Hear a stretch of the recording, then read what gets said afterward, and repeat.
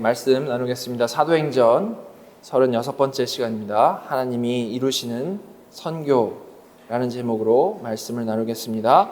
사도행전 16장 1절부터 15절까지인데요. 11절부터 15절까지 같이 읽도록 하겠습니다. 시작.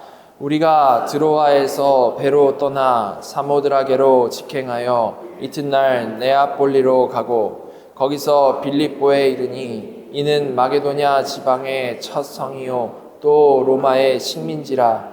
이 성에서 수일을 유하다가 안식일에 우리가 기도할 곳이 있을까 하여 문 밖 강가에 나가 거기 앉아서 모인 여자들에게 말하는데 두아디라시에 있는 자색 옷감 장사로서 하나님을 섬기는 루디아라 하는 한 여자가 말을 듣고 있을 때 주께서 그 마음을 열어 바울의 말을 따르게 하신지라. 그와 그 집에 다 세례를 받고 우리에게 청하여 이르되 만일 나를 주 믿는 자로 알거든 내 집에 들어와 유하라 하고 강권하여 머물게 하니라. 아멘. 우리는 지난 시간 사도행전 15장을 통해서 초대교회 역사상 가장 중대한 결정이 이루어진 이 예루살렘 공의에 관한 말씀을 같이 살펴봤습니다. 할례를 받고 모세의 율법을 지켜야만이 구원을 얻는다라는 그런 율법주의자들의 그 거짓된 가르침에 맞서서 초대교회는 성령의 인도하심 가운데서 다 같이 한 자리에 모였던 것이죠. 거기서 베드로와 바울의 이 경험적인 증언과 야고보의 성경적인 변증을 통해서 구원은 인간의 행위나 인간의 공로로 받는 것이 아니고 뭡니까? 오직 주 예수의 은혜로 받는다라는 것. 그리고 유대인이나 이방인이나 차별이 없이 그 구원이 주어진다라는 것은 그 위대한 복음의 진리가 공식적으로 재확인된 그러한 자리였습니다. 이는 기독교가 유대교의 한 분파가 아니고 모든 민족을 향한 보편적인 생명의 복음임을 선포하는 그런 역사적인 순간이었던 것이죠. 자, 그러나 그 위대한 승리의 감격이 채 가시기도 전에 곧이어서 인간의 연약함과 죄성으로 인한 가슴 아픈 장면을 마주해야만 했습니다. 복음의 진리를 사수하고 전하기 위해서 늘 함께 싸웠던 누굽니까? 동역자인 그 바울과 바나바가 마가 요한을 동행시키는 그 문제로 인해서 심히 다투고 피차 갈라서는 그러한 사건이 있었던 것이죠. 이처럼 복음의 진리는 아주 완전하고 영원합니다. 그러나 그 복음을 담고 전하는 우리는 여전히 연약하고 부족한 질그릇 같은 존재라는 것을 성경은 계속해서 아주 정직하게 우리에게 보여주고 있는 것입니다.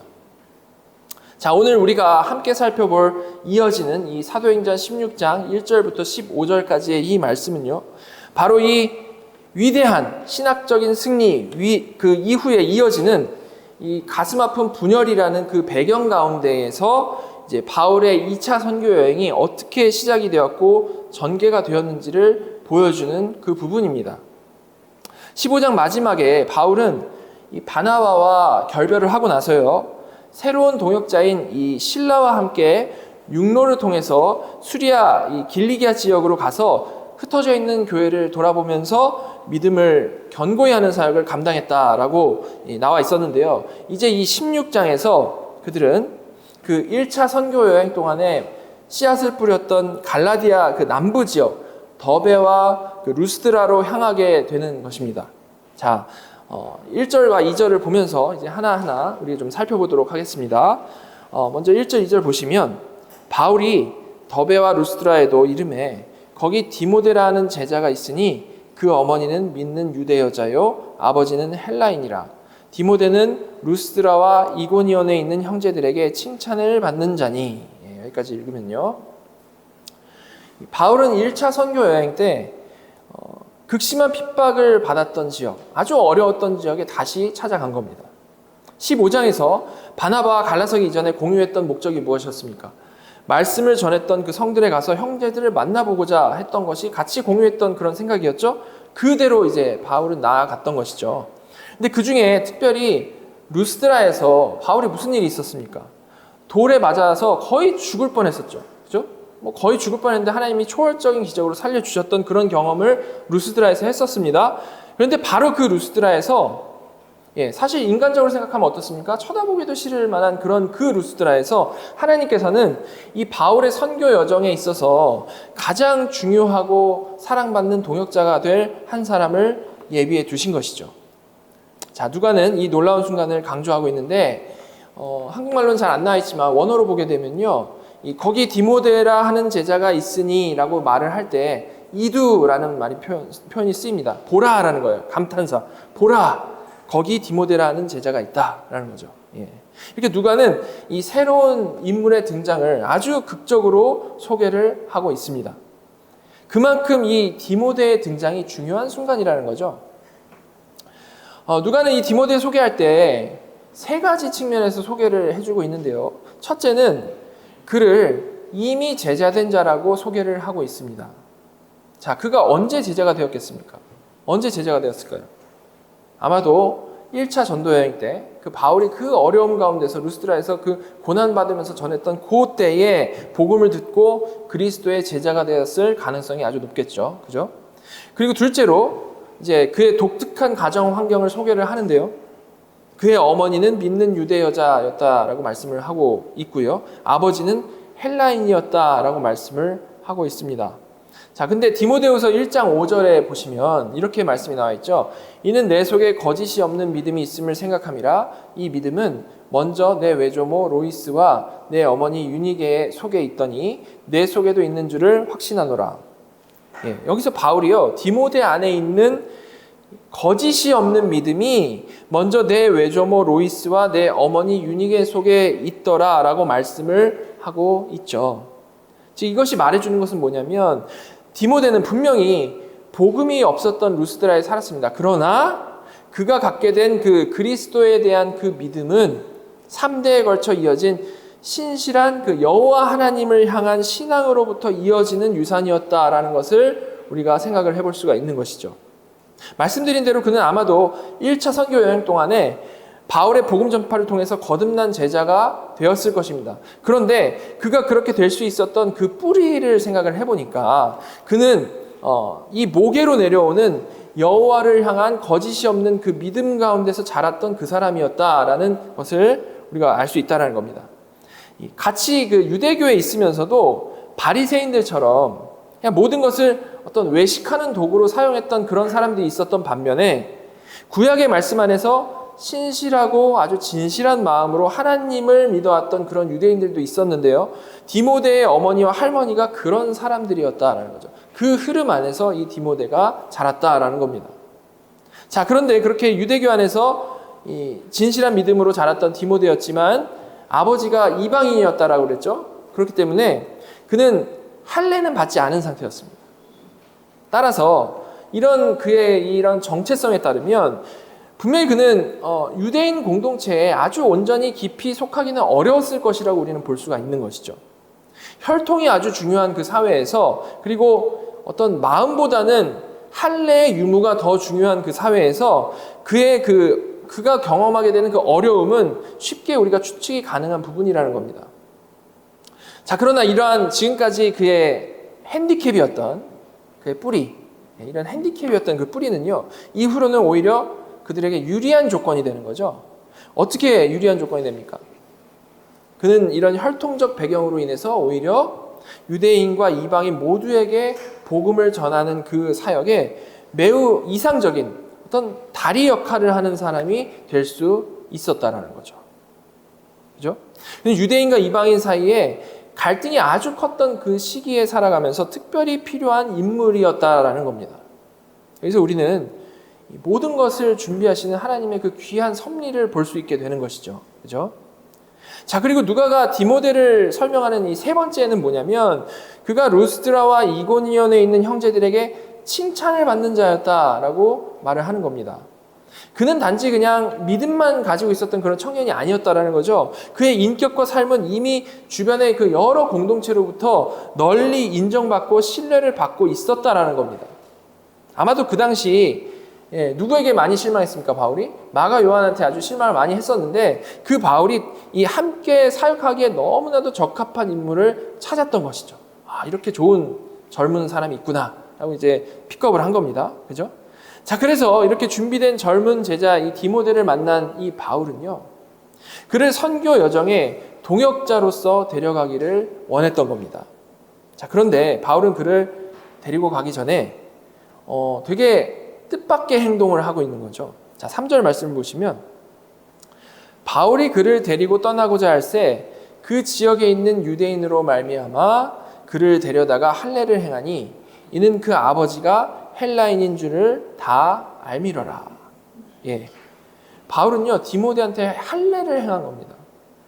이 행동은 언뜻 보기에는 우리가 앞장에서 살펴봤던 15장에서 이방인에게 할례를 강요하는 것은 복음의 진리를 훼손하는 것이다 라고 말하면서 그토록 격렬하게 싸웠던 그 바울의 자신의 그 입장과 정면으로 모순되는 것처럼 보이는 그러한 장면이죠. 그렇지 않습니까? 그런데 여러분, 이것이 바울의 입장이 갑자기 변한 걸까요? 그가 예루살렘 공의의 결정을 무시한 건가요? 그렇지 않죠. 여기서 바울이 디모데에게 할례를 행한 그 이유는요, 구원받는 조건으로서 너희가 할례를 받아야 한다라는 맥락으로서 그렇게 행한 것이 아니고, 신학적인 그런 이유가 아니고 전적으로 선교 전략적인 이유였던 겁니다. 선교 전략적인 이유. 3절을 다시 보시면요, 바울이 그 지역에 있는 유대인으로 말미암아 디모데에게 할례를 행했다라고 분명히 말씀을 하고 있죠. 그죠? 그 지역에 있는 유대인으로 말미암아. 물론 디모데는 어머니가 유대인이었기 때문에 유대인으로 간주될 수도 있었고요, 회당에 들어가는 데에도 문제가 없었습니다.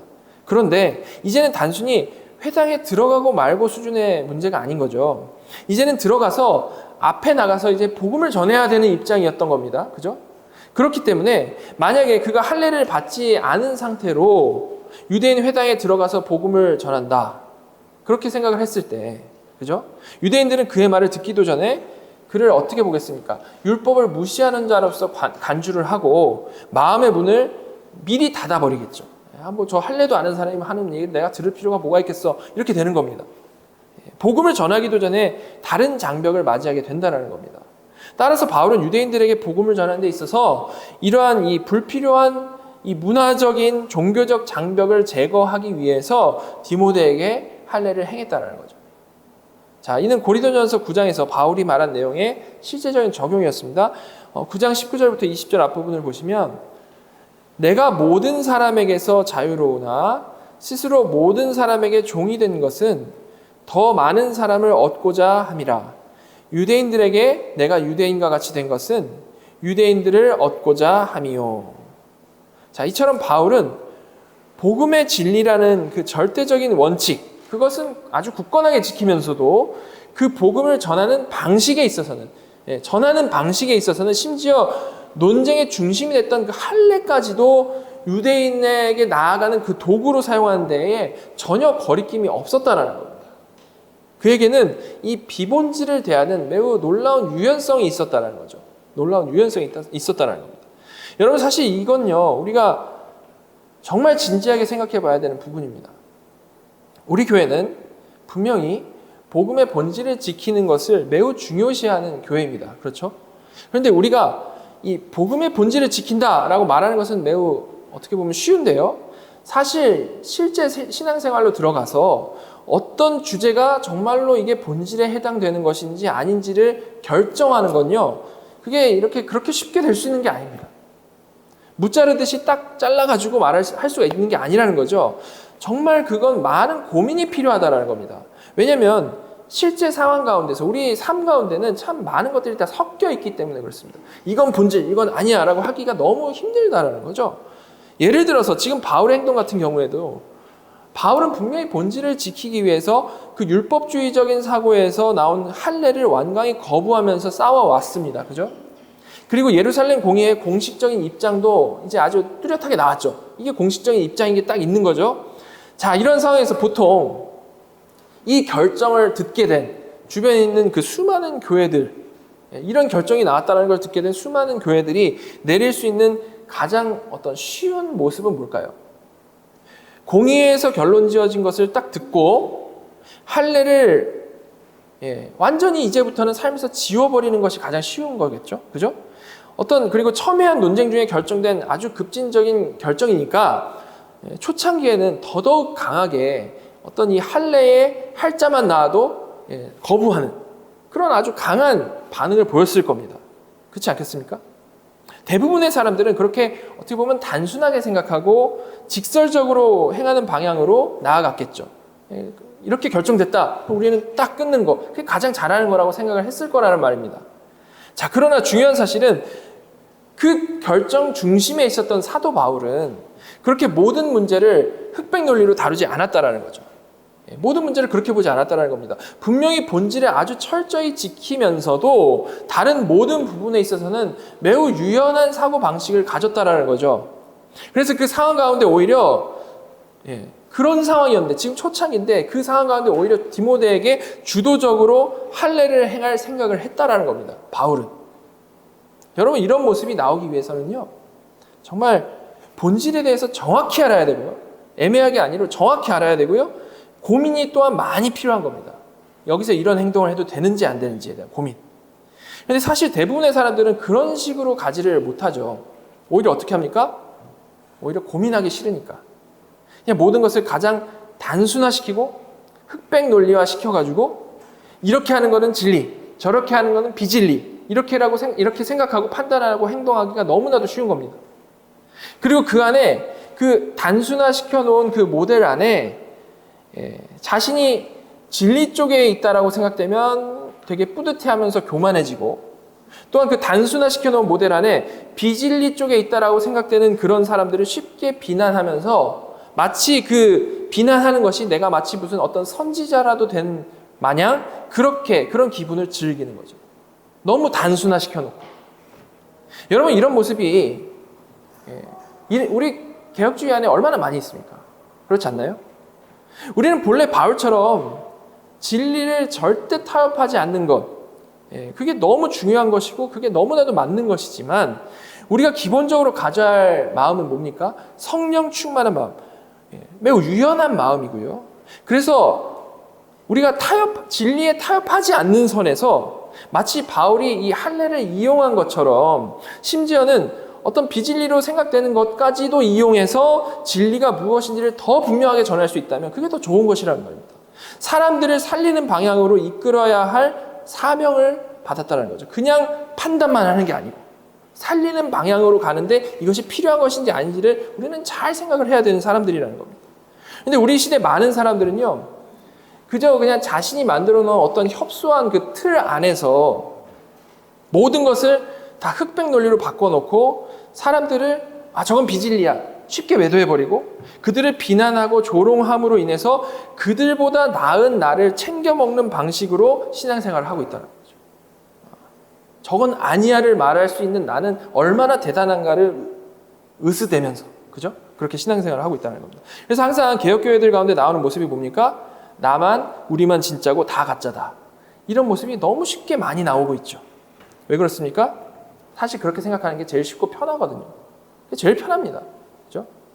그런 모습 때문에 비난받게 되면 또 쉽게 어떻게 생각하면 되죠? 난 복음 때문에 고난받고 있어. 이게 쉽게 가는 거죠. 여러분 사실 이런 식으로라면 우리는 늘 자신이 만들어 놓은 틀 안에서 조금도 더 나아가지를 못하고 고립될 수밖에 없는 겁니다. 우리 항상 고민을 해야 된다는 거죠. 그렇죠? 물론 다시 말하지만 진리를 타협하지 않기 위해서 분명히 하는 것은 진짜 너무나도 중요하고 필요한 거 맞습니다. 그래서 예루살렘 공의회도 그래서 있는 거죠. 그래서 있었던 겁니다. 그러나 그렇게 분명히 하는 중에 그렇게 분명히 하는 그 과정 가운데 내 마음을 딱 들여다 봤을 때에 성령님이 주시는 부드러운 마음이 나에게 있는가? 내 마음 가운데 유연함이 있고 용서함이 있고 정말 사랑이 있는가? 그거를 돌아봐야 된다는 것이죠. 그리고 그런 마음이 우리에게 조금도 없다라면, 늘 화만 나 있다면 우리는 그것이 정말 내가 진리를 따르고 있는 것인지 아니면 진리로 포장된 내 고집을 부리고 있는 것인지 내 스트레스를 풀고 내 왕국을 세우고 있는 것인지를 우리는 잘 생각을 해봐야 된다는 거죠. 우리가 이를 잘 이해하는 건요 정말 너무나도 중요하다는 겁니다. 자, 앞으로 성경을 통해서 교리를 통해서 우리가 본질을 잘 알아가기 위해서 노력하는 우리 교회인데 가장 쉬운 흑백 논리가 아니고 정말 많은 고민 가운데 깨달은 그 본질을 또한 성령님이 주시는 그 부드러운 마음과 넘치는 그 사랑에 담아서 또한 풍성히 전파해 나갈 수 있는 우리 교회가 되기를 정말 간절히 소망합니다. 자, 다시 본문을 돌아가면요. 이렇게 바울과 실라 그리고 새로운 동역자 디모데 이렇게 구성된 선교팀은요. 유연한 태도와 그 마음 위에 단단하고 견고한 그 진리를 들고 이제 사역을 이어나가고 있는 겁니다. 자, 그리고 결과는 아주 놀라웠죠. 4절과 5절 보시면 여러 성으로 다녀갈 때에 예루살렘에 있는 사도와 장로들이 작정한 규례를 그들에게 주어 지키게 하니 이에 여러 교회가 믿음이 더 굳건해지고 수가 날마다 늘어가니라. 그들이 여러 교회를 다니면서 도시들을 다니면서 이 예루살렘 공의에서 결정된 공식적인 그 규례의 내용, 이방인 신자들은 할례 받을 필요 없고 몇 가지 사항만 지키면 된다라는 그런 내용들을 이제 편지의 내용을 각 교회에다가 전달을 했습니다. 이게 맞다라고 이제 전한 거죠. 근데 그 결과가 무엇이었습니까? 예, 여러 교회가 믿음이 더 굳건해지고 수가 날마다 늘어가니라. 바른 교리가 선포되고 신학적인 혼란이 딱 제거가 되니까 교회는 내적으로 믿음이 더 굳건해지는 그 질적인 성장을 이루었고요. 외적으로는 수가 날마다 늘어나는 양적인 경험을 한 겁니다. 하나님께서는 이렇게 이 교회가 처음으로 세워져 가던 이 초대교회 이 시절에 바른 복음이 딱 전해질 때마다 이것이 바른 길이다라는 것을 이렇게 가시적으로 명확히 보여주셨다는 거죠. 그들에게는 복음이 명시된 신약 성경이 있었습니까? 없었습니까? 아직 없었죠. 없었으니까 이런 식으로 표적과 기사와 어떤 가시적인 성과를 통해서 하나님께서는 확인을 시켜주신 겁니다. 이 길이 맞다라고. 그죠? 자, 그러나 어떻습니까? 이 모든 것이 완성된 이후에 완성된 성경 66권을 가진 우리는 어떻습니까? 표적과 기사와 어떤 성과로 보여주시는 게 아니고 모든 순간 가운데 성경을 보면서 그 말씀 가운데서 우리는 확신을 얻어야 되는 거죠. 그죠? 우리는 이런 이유로 인해서 그때와 지금에는 차이가 있다는 것을 이해를 해야 되는 거지 지금도 사도행전 시대를 그냥 그대로 적용해서 다 생각을 할 수는 없다는 겁니다. 자, 아무튼 이렇게 진리의 말씀으로 교회를 굳건히 세운 바울과 그의 일행은요. 이제 새로운 선교지를 향해 나아가려고 합니다. 근데 여기서부터 우리는 이제 더 놀라운 성령의 신비롭고 주권적인 인도하심을 목도하게 되는데요. 자, 6절 말씀 보시면 성령이 아시아에서 말씀을 전하지 못하게 하시거늘 그들이 부르기아와 갈라디아 땅으로 다녀가. 자, 바울 일행이 본래 갈라디아 지역을 지나가지고 당시 이 로마 제국의 가장 중요하고 인구가 밀집된 속주 중에 하나였던 서쪽의 아시아. 제 지도 보시면 첫 번째 지도 보시면 에베소 같은 이 대도시들이 있는 그 아시아라는 속주 거기 가서 복음을 전하려고 했던 겁니다. 원래는 선교의 전략을 세운다라면 이게 너무나도 당연하고 합리적인 계획이었다라는 거죠. 일로 가는 게. 그러나 놀랍게도 지금 읽은 6절에서는 성령이 아시아에서 말씀을 전하지 못하게 하셨다라고 나와 있죠. 이때 쓰인 막으셨다는 표현은 이게 수동태로 써 있는데 성령이 직접적이고 거부할 수 없게 개입하셨다라는 그것을 강조하는 표현입니다. 사실 이건 인간적인 계산으로는 참으로 이해하기 어려운 장면입니다. 복음 전파에 대해 열정으로 가득 찬 이 사도들이 열정 가운데 나아가고자 했던 그 길을 왜 성령님께서는 친히 막으셨을까요? 왜 막으셨을까? 물론 성경에는 그 이유가 나와 있지 않기 때문에 우리는 그 정확한 이유에 대해서는 알 수가 없습니다. 그러나 여기서 우리가 분명히 알 수 있는 것은 성령님의 인도하심이라는 건요. 성령님이 우리를 인도하신다라는 건요.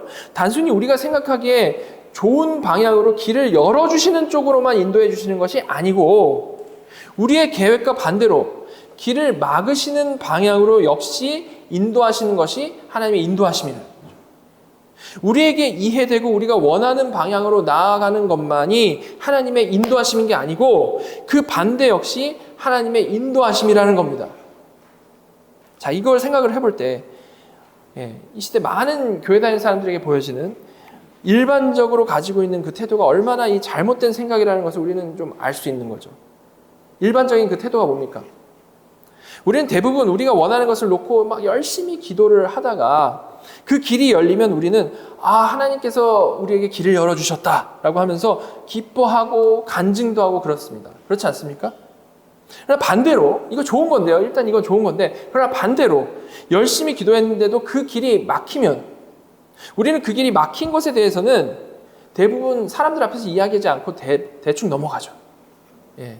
괜히 그거 말하면 기도했는데도 하나님이 안 들어주셔서 뭔가 하나님의 명예를 실추시키는 것처럼 생각을 하면서 얘기를 안 하죠.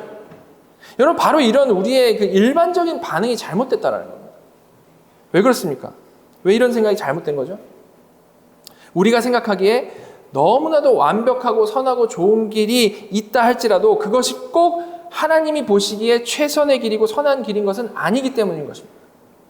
오히려 그 우리가 보기에 최선의 길이 하나님이 보시기에는 잘못된 길일 수도 있다는 거죠. 물론 지금 6절에서처럼 성령님이 그 길을 막으시는 때에 우리에게 어떤 구체적인 설명을 해주시지는 않습니다. 그죠? 아마 해주셔도 우리가 이해 못할 가능성이 높기 때문에 안 해주실 텐데, 그래서 우리는 그 이유를 정확하게 알 수는 없는 겁니다. 그러나 하나님의 자녀가 어떤 사명을 감당해 나가는 중에 열심히 기도했는데도 불구하고 그 길이 원하는 대로 열리지 않는다면, 설령 그렇게 길이 열리지 않는 그 이유를 모른다 할지라도 너무나도 분명한 것은 그 지금 나아가는 길이 하나님 보시기에, 하나님 눈높이에서는 그게 가장 선한 길이다, 가장 하나님 마음에 합한 길이다라는 사실인 거죠. 그 열리지 않은 길 자체가, 우리가 열심히 기도했음에도 하나님이 글로 인도해 주셨다면 우리는 바로 이 사실을 믿어야 되는 거예요. 내가 원하는 걸 들어주셨을 때만 하나님의 인도하심이 아니라는 걸 우리는 분명히 알아야 된다는 거죠.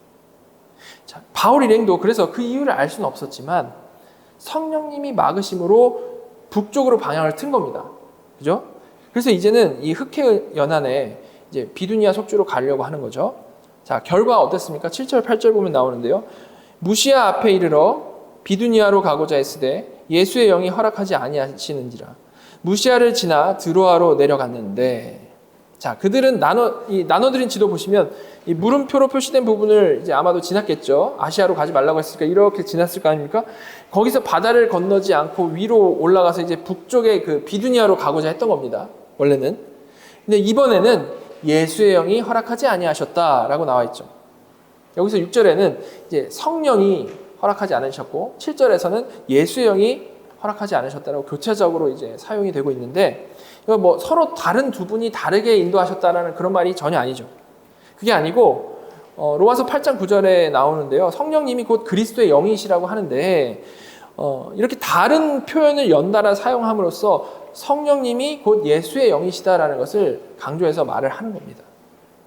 이렇게 부활하고 승천하신 예수님께서 보내신 영이 바로 성령님이시다라는 것을 분명히 함으로써 이는 분명 삼위일체 하나님께서 한 뜻으로 인도하시는 과정이었다라는 것을 분명히 말을 해주는 거죠.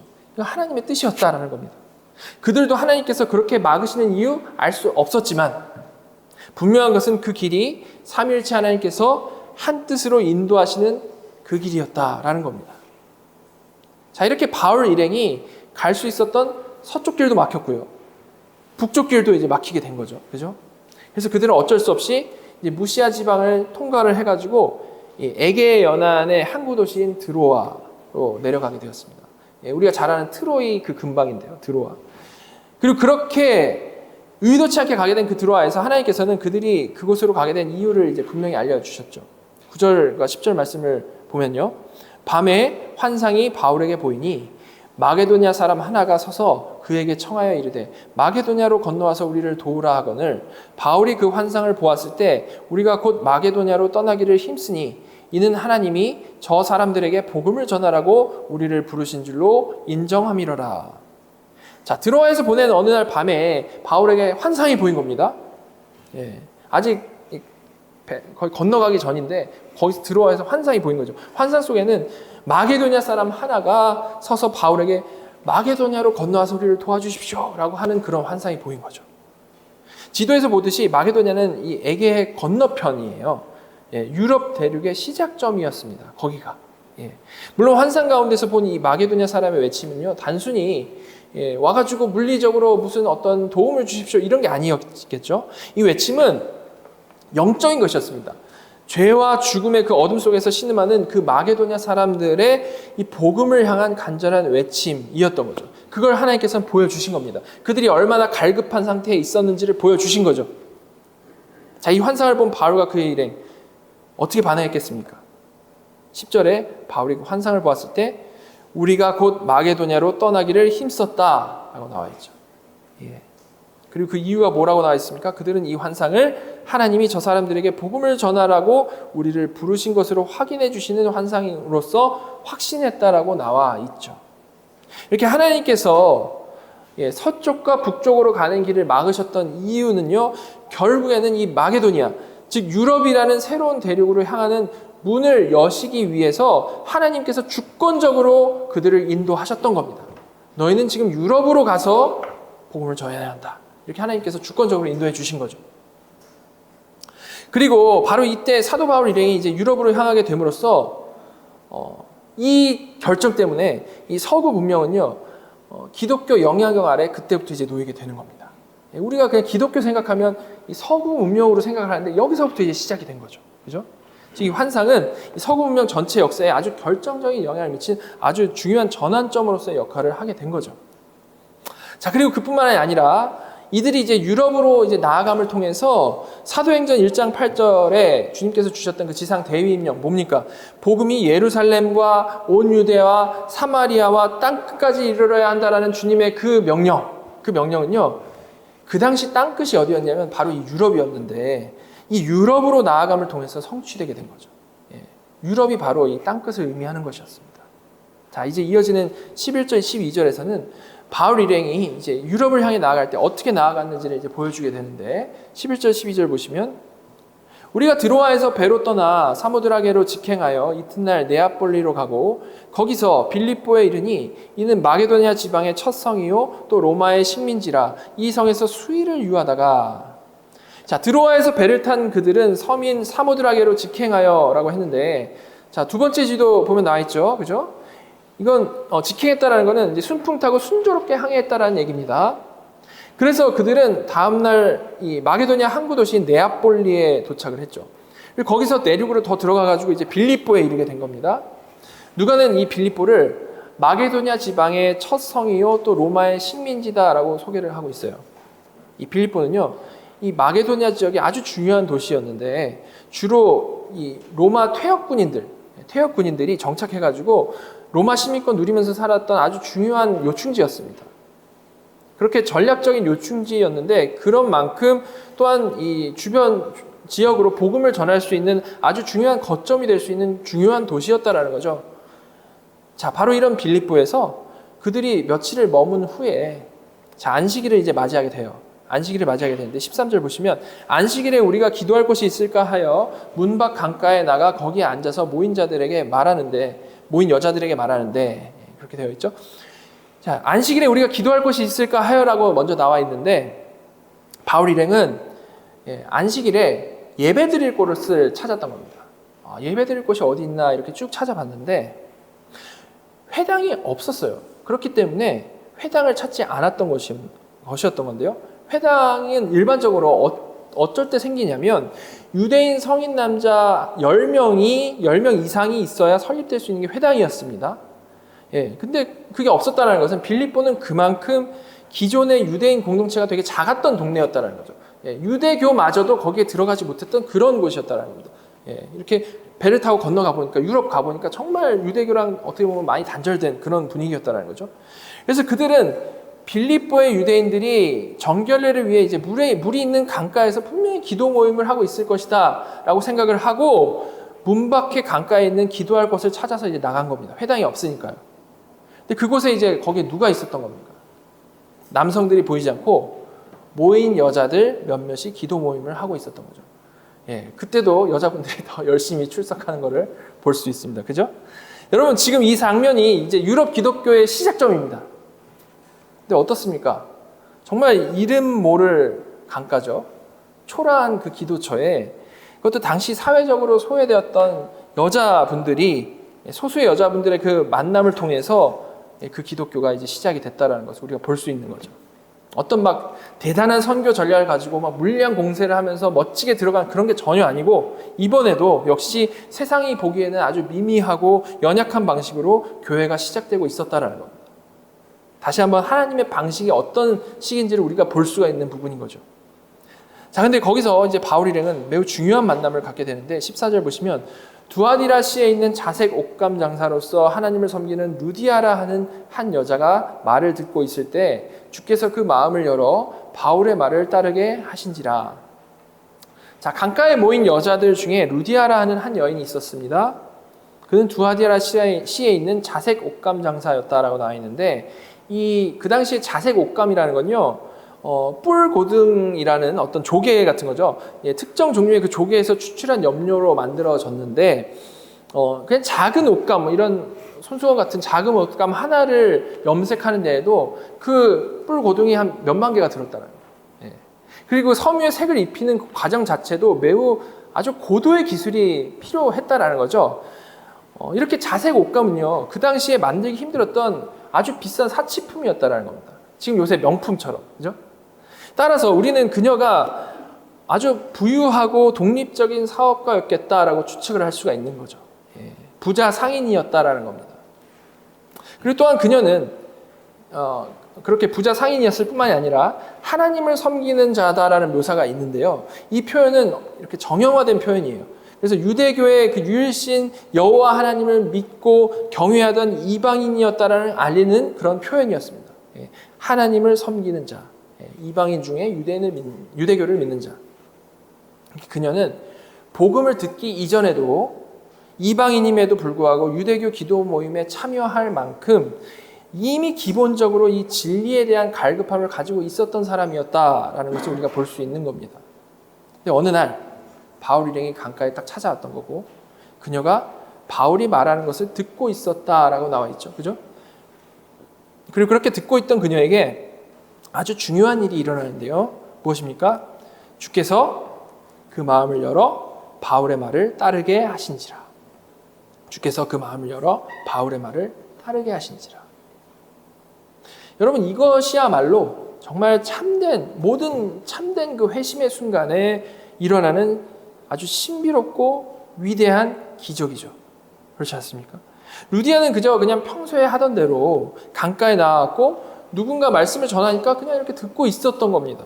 그런데 그런 그녀가 이 말씀을 깨닫고 믿음으로 그걸 딱 받아들이게 되었는데, 그 결정적인 이유를 성경은 뭐라고 말을 하냐면 주께서 그 마음을 열어주셨기 때문이다 라고 말을 하고 있는 거죠.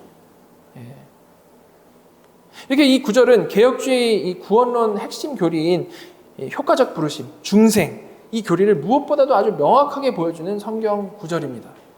인간은 전적으로 타락해서 스스로는요, 결코 자기 마음을 열어가지고 복음을 받아들일 수가 없고요. 오직 성령 하나님께서 우리의 이 닫힌 마음을 주권적으로 열어주실 때에만 우리는 비로소 그 복음의 진리를 깨닫게 되고 예수 그리스도를 구주로 영접하는 그 믿음을 가질 수 있게 되는 겁니다. 바로 그러한 일이 지금 이 말씀을 듣고 있던 루디아에게 일어났던 거죠. 성령님께서 그녀의 마음을 열어주셨던 겁니다. 그리고 그렇게 주께서 마음을 열어주시자 루디아의 삶에는 즉각적인 믿음의 열매가 이어지는데요. 마지막 15절 말씀입니다. 그와 그 집이 다 세례를 받고 우리에게 청하여 이르되 만일 나를 주를 믿는 자로 알거든 내 집에 들어와 유하라 하고 강권하여 머물게 하니라. 첫 번째로 그와 그 집이 다 세례를 받았다라고 나와 있습니다. 어떤 가장의 믿음이 그 가정에 속한 모든 구성원에게 영향을 미치고 그들 전체가 언약 공동체 안에 들어온 것을 보여주고 있는 거죠.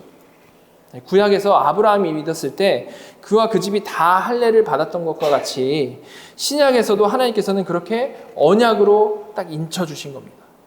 우리 이걸 보면서 다시 한번 이 유아 세례의 정당성을 생각해 볼 수가 있는 거죠.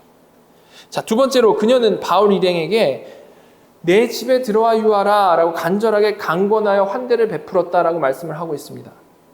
그녀의 환대는 단순한 어떤 친절함을 넘어서서 이제 그리스도 안에서 한 형제 자매가 되었음을 고백하는 그런 마음의 표현이었다는 거죠.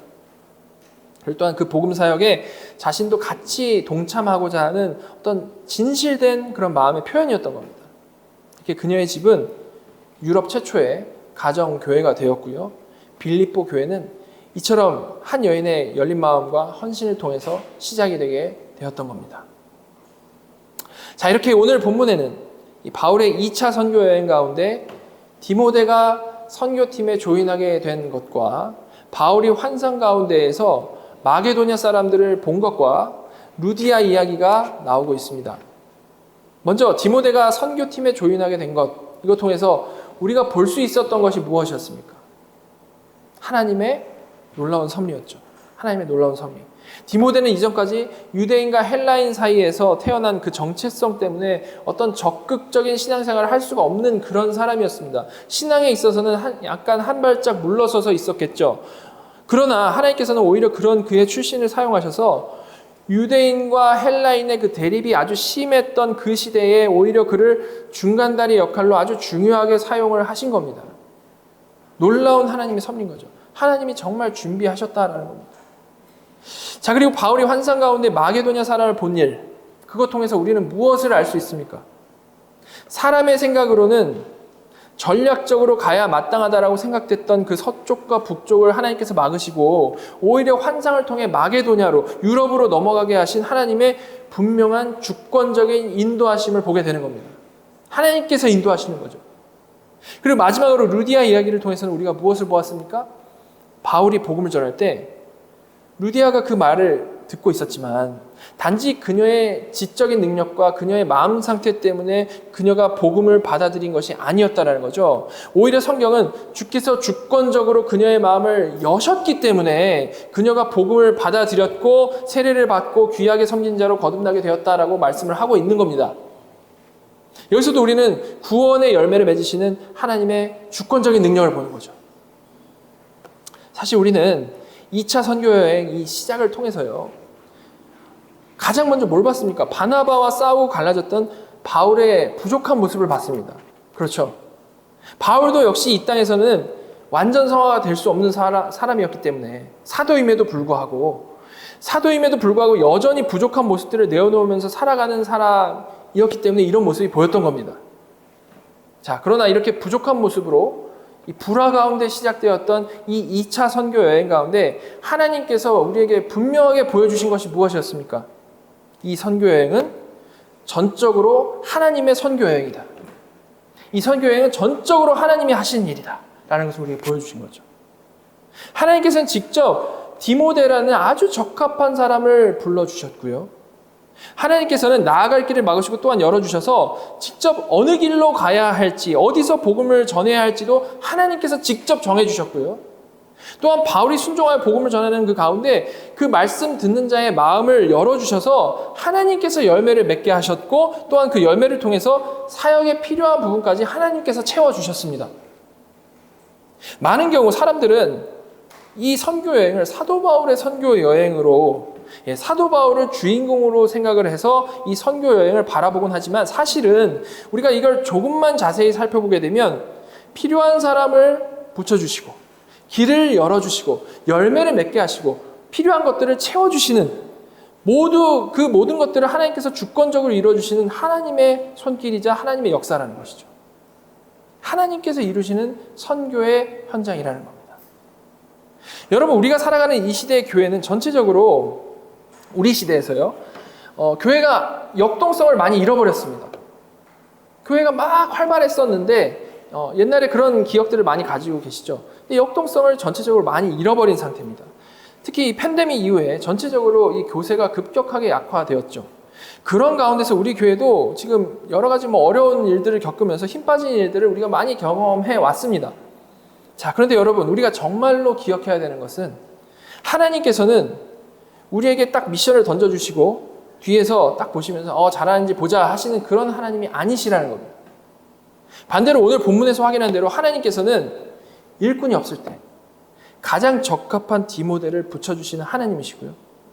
어디로 나아가야 할지 모를 때에 길을 막고 여심을 통해서 가장 합당한 길로 이끄시는 하나님이시고요. 우리가 복음을 전할 때 이 부족한 말로 전하는데도 불구하고 듣는 자들의 마음을 열어주셔서 그 부족한 말을 사용하셔가지고 열매 맺어주시는 하나님이시라는 겁니다. 우리는 또한 우리의 필요를 하나님의 놀라운 그 능력을 통해서 그 필요를 채움받게 되는 것이죠. 이렇게 하나님께서 우리에게 맡겨주신 복음 사명은요, 하나님께서 우리에게 맡겨주신 사명이라고 해가지고 우리가 우리의 능력으로 하나님께 어떤 좋은 것을 어떻게든 막 만들어가지고 갖다 바쳐야 하는 그런 일이 아니라는 겁니다. 그게 아니고 하나님께서는 하나님의 주권과 하나님의 그 능력으로 자신의 선교를 이루어 가시는데요, 자격 없는 우리는 아주 영광스럽게 너무나도 감사하게도 그 하나님의 큰 일에 참여하고 있는 거죠. 관점을 바꿔야 되는 겁니다.